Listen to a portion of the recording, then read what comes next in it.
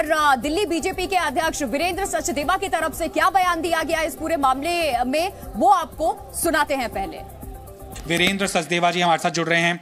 Sir, video आपने देखा होगा, शायद देख भी नहीं पाए होंगे, किस तरफ जा रहा हमारा समाज?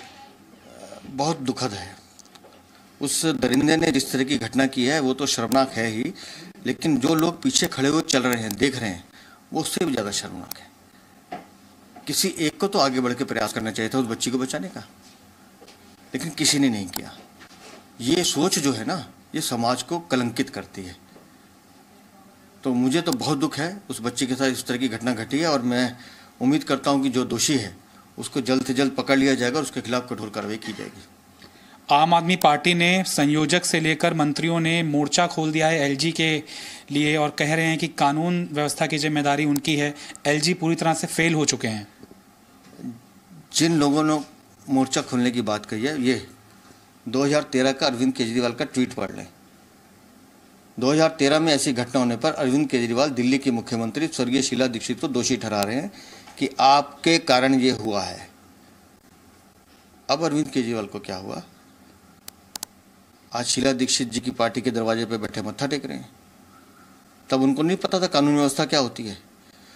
और जो घटना की जानकारी मुझे मिली है, 16 साल की बच्ची है, एक धर्म विशेष के व्यक्ति उस लड़की से संपर्क करने की प्रयास किया।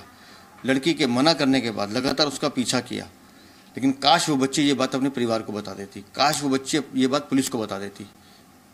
लेकिन उस लड़के ने मौका पाते ही उस लड़की की यह दरिंदगी की हत्या की है। मेरा विषय दूसरा है। एक घटना दुखद है, वो पकड़ा भी जाएगा, लेकिन क्यों एक ही धर्म के लोग ये काम करते हैं? ये जो लव जिहाद है, जिहादी मानसिकता है, इसका अंत कब होगा? इसका अंत तब होगा जब अरविंद केजरीवाल और जो बाकी पार्टियां हैं जो एक धर्म विशेष को खुश करने के लिए काम करती हैं, वो काम करना बंद करेंगी। तो सुना आपने दिल्ली बीजेपी अध्यक्ष वीरेंद्र सचदेवा को। उन्होंने ये कहा कि ये लव जिहाद का मामला है, इसकी भी जांच होनी चाहिए।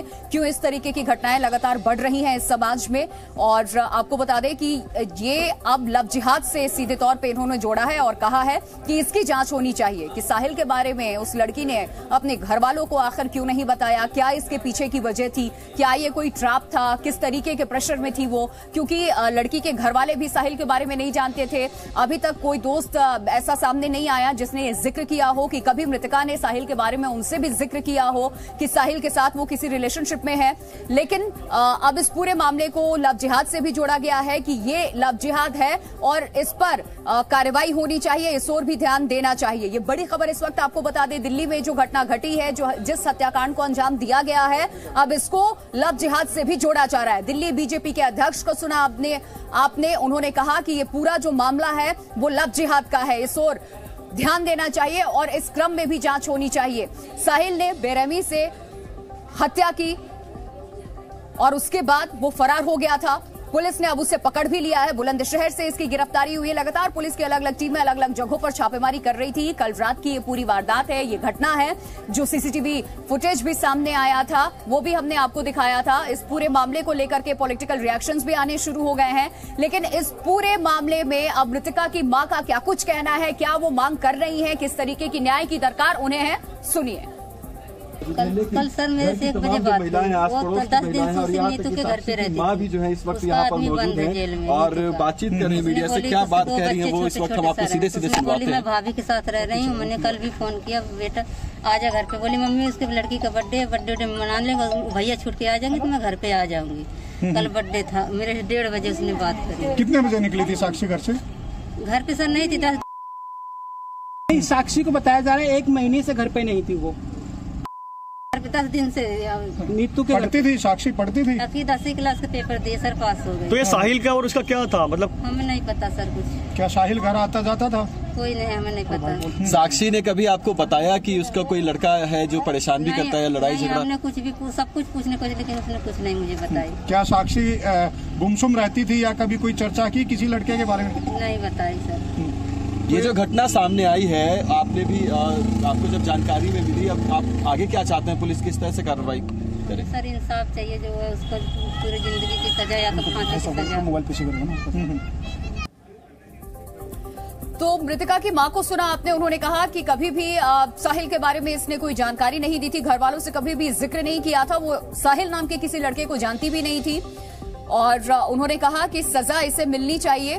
20 बार चाकू से वार किया और उसके बाद उतने से भी मन नहीं भरा तो पत्थर से कुचल करके हत्या कर दी। साहिल अभी पुलिस गिरफ्त में है।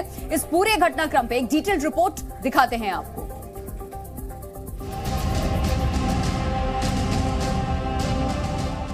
जांच के बाद यहां पर जिस तरीके से बॉडी को लेके मार्किंग की है, और अभी ये पूरी जगह थी जो एक नाले के ऊपर का बना हुआ कंस्ट्रक्शन है, और यहीं पर सड़क के इसी कोने पर लगातार चाकू से कई वार किए गए। उसके अलावा पत्थर उठाकर उसके सर पे मारा गया, जिससे उसकी जान चली गई।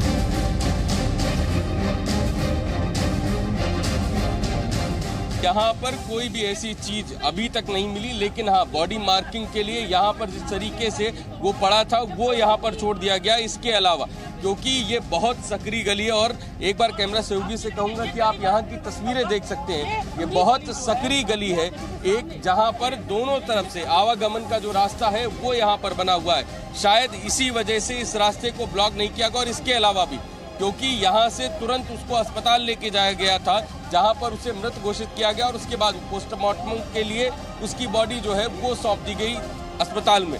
तो अभी फिलहाल ये जो स्पॉट है, यहाँ पर वाकई में किसी तरीके का कोई क्राइम सीन जो है वो नहीं तय किया गया, और ये वही जगह है बार बार दर्शकों को देखनी चाहिए। और आप देखिए कि आज यहाँ पर जब मीडिया यहाँ पर पहुंची है तो यहाँ पर स्थानीय लोग बहुत हैं, लेकिन शायद यहाँ के लोगों ने ये हिम्मत जुटाई होती तो शायद वो लड़की आज जिंदा होती। और जिस तरीके से उस पे इतनी बार चाकुओं से वार किया गया, वो शायद गवाह जो है आज वो ये एक सीसीटीवी है जो इस पूरी हत्या का गवाह बना है। और शायद यहाँ के लोगों से ज्यादा इस सीसीटीवी का एक मानवीय चेहरा है जिसने शायद हत्यारों को पकड़ लिया। लेकिन जो लोग यहाँ से बगल से निकल रहे थे उनको शायद वो चीजें नहीं दिखाई दी, और जिस तरीके से उस पर लगातार वार हुए, पत्थर से उसके ऊपर हमला हुआ, वो कहीं ना कहीं यहाँ के लोगों का मानवीय चेहरा दिखा। साहिल कल यहाँ पर लगातार परसों की जो घटना है उस समय लगातार चाकुओं से वार कर रहा है, सीसीटीवी कैमरे में दिखाई दे रहा है, लोग यहाँ से निकल रहे हैं। तो क्या वाकई में यहाँ के लोग बिल्कुल मानवीय नहीं है? यहाँ के लोग एक दूसरे से मतलब नहीं रखते?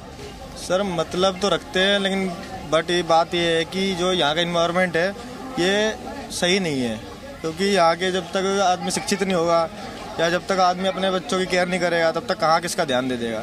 तो यहाँ पे बार बार तस्वीरें आ रही कि लोग बगल से निकल रहे थे, वो उसके ऊपर चाकुओं से मार रहा था, पत्थर से मार रहा था, किसी ने उसको बचाया नहीं। बचाना चाहिए, नहीं बचाया तो उनकी गलती है, क्या करें, बचाना चाहिए। मान लो कोई मर रहा है तो उसको तो बचाने का फर्ज है हमारा कि हम बचाए।